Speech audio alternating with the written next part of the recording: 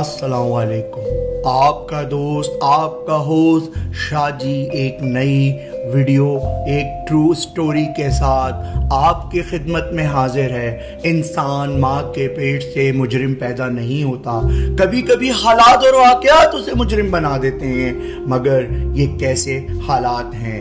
कभी कभी माशरा इंसान के साथ वो सलूक करता है या कानून नाफिज करने वाले वो सलूक करते हैं या बासार अफराद वो सलूक करते हैं जिससे एक मासूम आदमी भी मुजरिम बन जाता है। इसीलिए कहा जाता है कि कोई बंदा माँ के पेट से मुजरिम पैदा नहीं होता। आज की स्टोरी में हम भारत की फूलन देवी की कहानी आपके साथ शेयर करने जा रहे हैं, जिसे निचली जात के लोगों में एक हीरो का दर्जा हासिल है।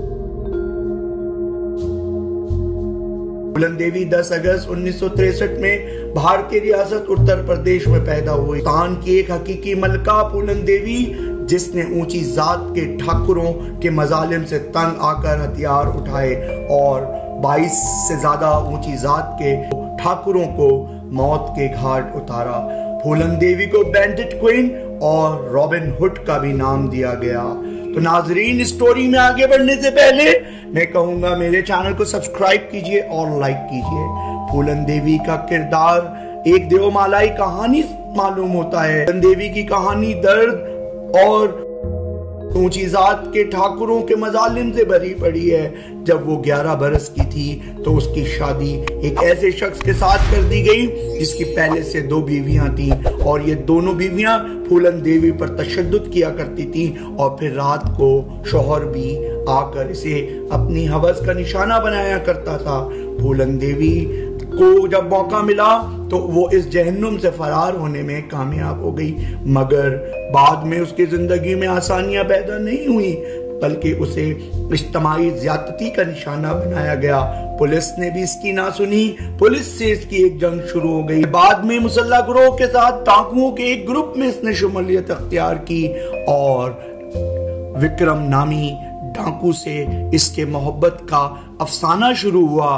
विक्रम की मौत के बाद जो एक अपने मुखालिफ ग्रुप के हाथों मारा गया, फूलन देवी को डाकुओं की रानी, डाकुओं की मलका होने का एजाज हासिल हुआ।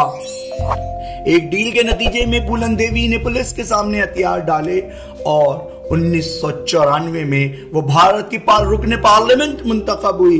बाद में 1999 में एक शिकस्त के बाद दोबारा लोकसभा की मेंबर यानी मेंबर ऑफ पार्लियामेंट बनी।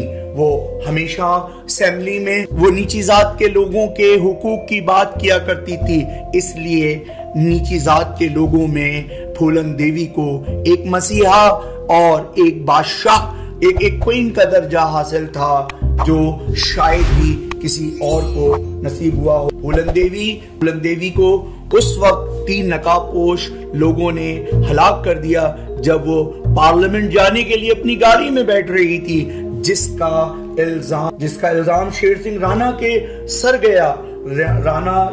शेर सिंह राणा ने न सिर्फ अपने जुर्म का एतराफ किया बल्कि कहा कि उसने मारे जाने वाले 20 से ज्यादा ठाकुरों के कत्ल का बदला लिया है और बताया है कि ऊंची जात के लोगों से टक्कर लेने का अंजाम इंतहाई भयानक होता है।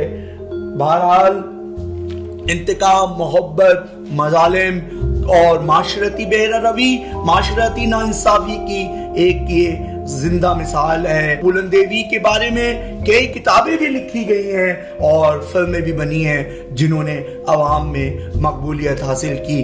दरअसल फूलन देवी एक अवामी किरदार था और अवाम में ही और उसकी बेदर्दी से मौत वाक़ई हुई।